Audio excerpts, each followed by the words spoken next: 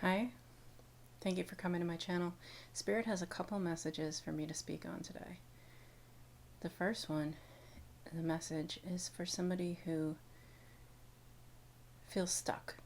Okay, this is not stuck in depression, stuck trying to find a job, and stuck being unemployed, although that may be true for you. This form of stuckness comes without the grounding in the material plane in such a way. It's not so heavily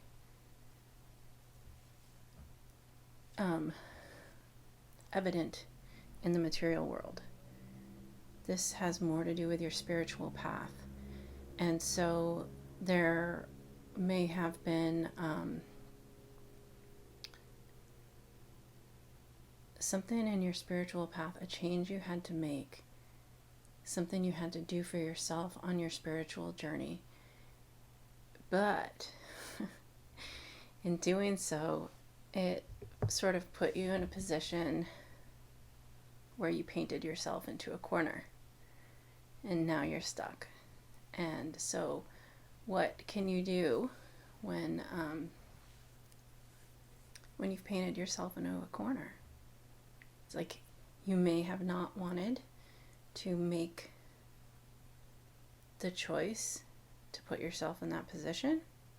You may not have foreseen putting yourself in that position. And yet, when you arrived, something became clear to you, and that's the choice you had to make. It's the next step that you had to select on the path. And so it just leaves you in this position of feeling like you've painted yourself into a corner, being stuck. What can you do? You could think that you have some special kind of magic to get over that portion of the floor, but the reality is, you know the truth. And the truth is that if you try to wishful thinking step across the floor, you're just going to muck it up. The real only solution in the situation is to sit and wait and let the paint dry.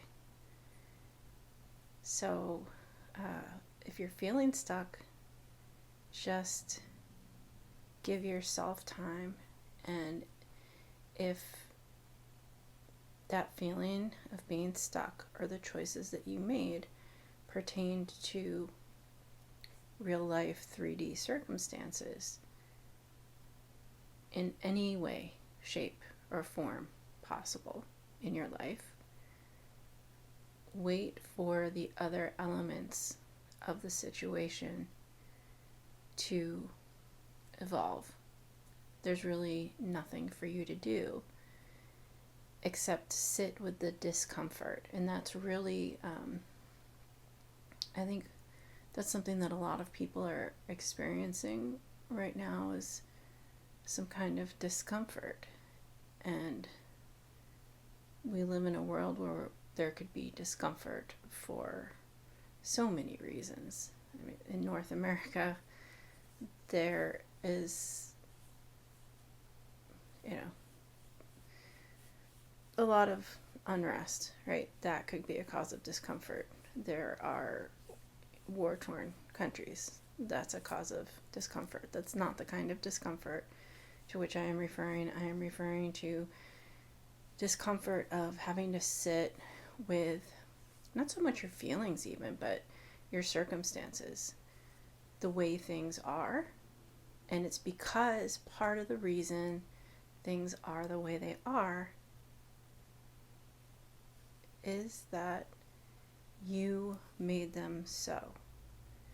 And in some ways, it's like taking responsibility for the direction you've chosen or the choices you've made. Consequence. What else do you call it? Cause and effect. Karma. So you just have to let things play out and be okay with letting the paint dry. Now the other message has to do with water, and I live in North America, and well, I just say it's wintertime. It's cold. We're expecting a snowstorm, and there's a lot of ice. Water represents emotion, and it's very typical this time of year. There are frozen bodies of water, right? There's ponds, lakes, what have you. I mean, sometimes a harbor might have frozen edges, or streams, rivers. Obviously, the more salt involved, the less frozen. The more stagnant the water, the more solid the ice. Yeah, more or less. I don't need to go in those directions. The point being that water under the ice makes noise. That's it. We want to talk about the noise. In one of my recent videos, I was talking about silencing the noise, going within to seek answers, and cutting out the noise and all of the ways and things that we consume that can distract us from the noise. To distract us into the noise, distract us from the silence within, where we find our answers. This is noise from water. Like if there's a pond, there's a sheet of ice on top, but there's water underneath that ice, and there are air pockets. And as the temperature changes, or if somebody at one end of the pond throws in a rock or a pebble, or even if there's a spot that's more melty and there's a goose or a duck that's trying to swim at the edge, or even beavers that are under the water swimming around, they're going to push some kind of motion, some kind of wave through the water, and that pressure, that momentum, doesn't have anywhere to go, but it does shift the water into the pockets, and the pockets of air shift under the ice, and there is noise associated with the water or the ice, however you want to look at it, but ice is made of water, right?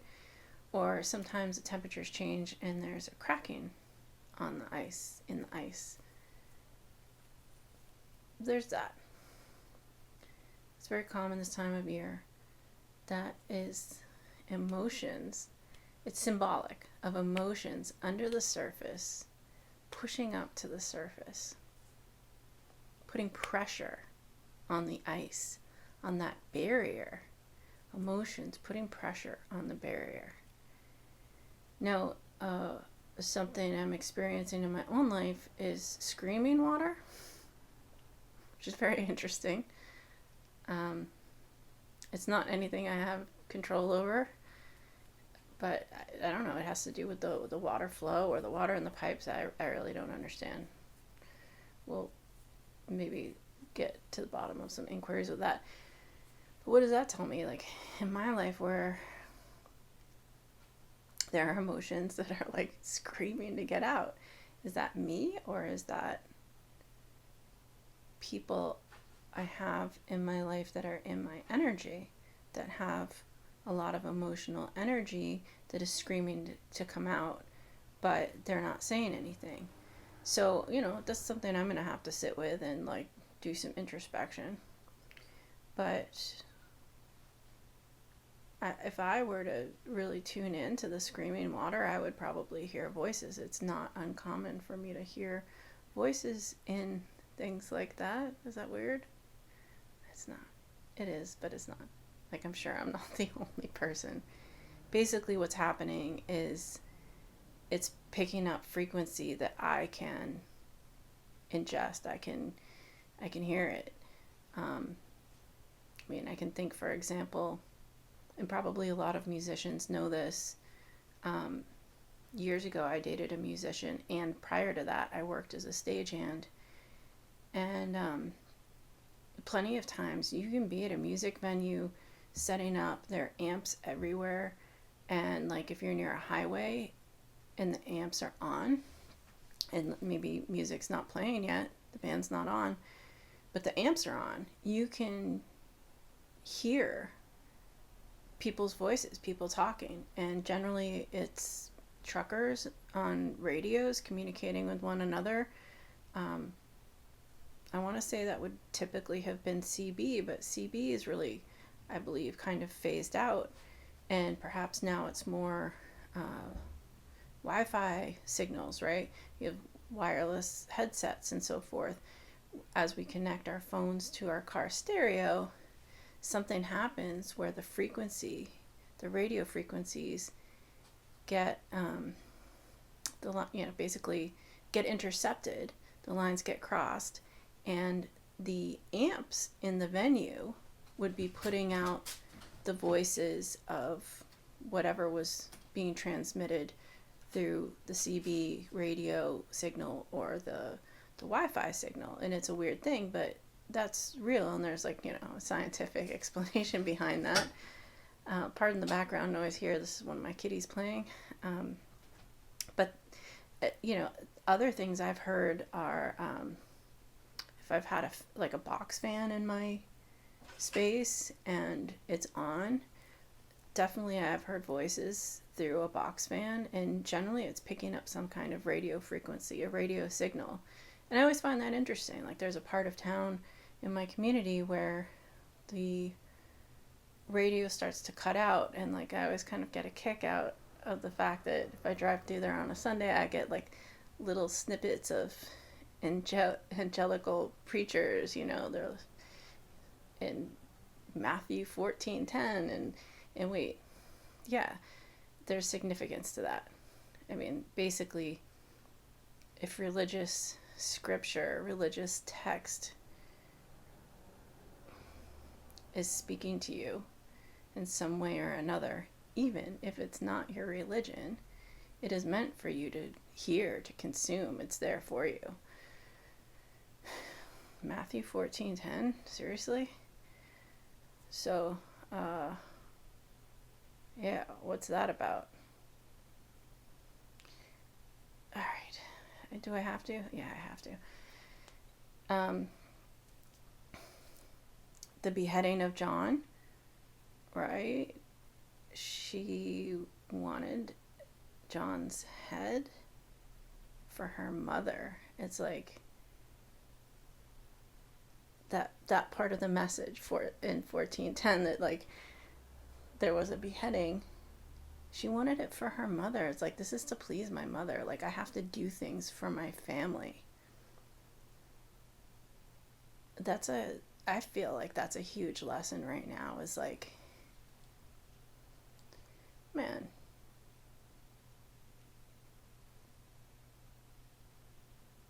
like if some man asked me to marry him right now, I wouldn't even tell my family. Why? Because I'm not living for my family anymore. Like, I'm not living for their judgments. I'm not living for their approval. Like,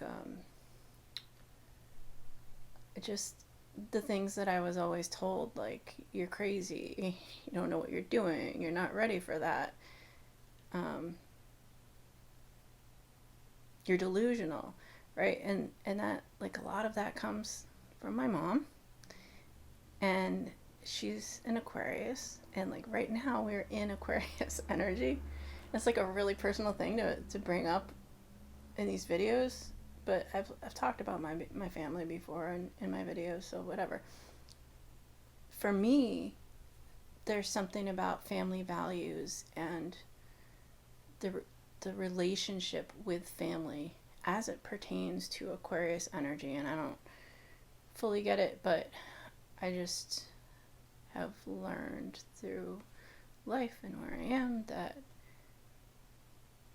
whatever opinions are held by my ancestors, like my family from which I am coming, like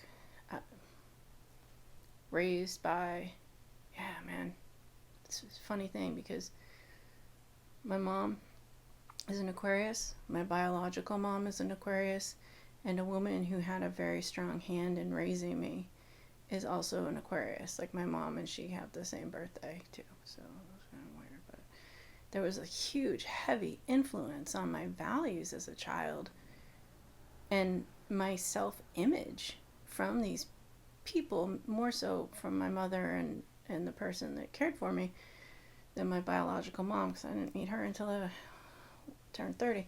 But the point being, when she asked for John's head on the platter, it's for her mother. It's like, why? She's living to please her mom. And like, we have to make a conscious choice to no longer be living for our family's values, but to really honor our own values, like what we want for ourselves in our own lives and what makes us truly happy.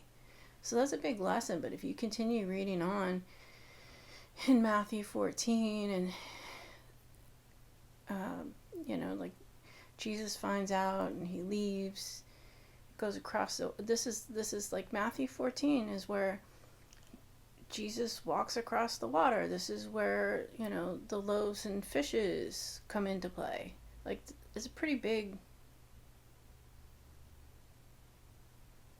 fable. Did I say that? It's a pretty important part of the Bible, I think, or in like the story of Jesus, the lessons of Jesus. I don't know. I have read the Bible before. It was a long time ago. And regardless of your religion, like, it is a text that's very important in the world. And so even if you are not Christian, it's a good idea to know all these stories. Anyway, Jesus walks across the water and he wants, I forget the disciple that he asked to come meet him on the water. And the disciple is unsure. He's like, you call me to you. And he starts walking across the water, like, oh, he can do it because he has faith. He has faith in Jesus. And then like for a second there, he starts doubting himself and Jesus reaches out his hand and he continues. And that's just like a really important aspect of having faith in how things are going to work out for you. It's like, even if you cut yourself off from those family values, it's not to say you don't have your own values. It's just that you're not going to let this family dynamic govern your life and your choices anymore. But you have to have faith that you can walk on water without them having your back in your choices. All right, the other one, the loaves and fishes, yes. So I think it was like, I don't even remember. I should know this. I don't remember. It's terrible that I don't, but whatever. I was raised in the Christian faith, but obviously, like, I'm not a devout Christian. We don't need to talk about my religious practices. I want to say like 3 loaves and 2 fishes. I don't know. But this, I believe, fed 500 people, or maybe it was 5,000 people. Like, I'm so bad with numbers and remembering the story. Anyway, it doesn't matter. The point being, it's just like in the Jewish faith, like the little bit of oil lasted for 9 days and nights, and it was amazing. It was miraculous, and they had faith. And the same is true for the loaves and fishes. Jesus said, we'll make this food be enough. And somehow it fed so many people, and still there was food left over. And it's a very similar miracle, but how does that play into the messages here? There's always abundance to be had. You should have faith in yourself. You can grow into your power. Have faith that you can grow into your power and your abundance without the structure, governance of family and their values, if you step into being your autonomous, sovereign self, when you do so, you may end up finding yourself painted into a corner. But it's really important to take that step for yourself, and also give yourself the time to let the paint dry. Give yourself time to let those lessons settle within you before you take your next step, lest you muck up the paint. Does that cover everything from A to B? A to Z?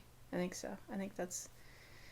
And I don't want this message to get too long, so thank you for coming to my channel, Compass Starlight, and that's the message for the day.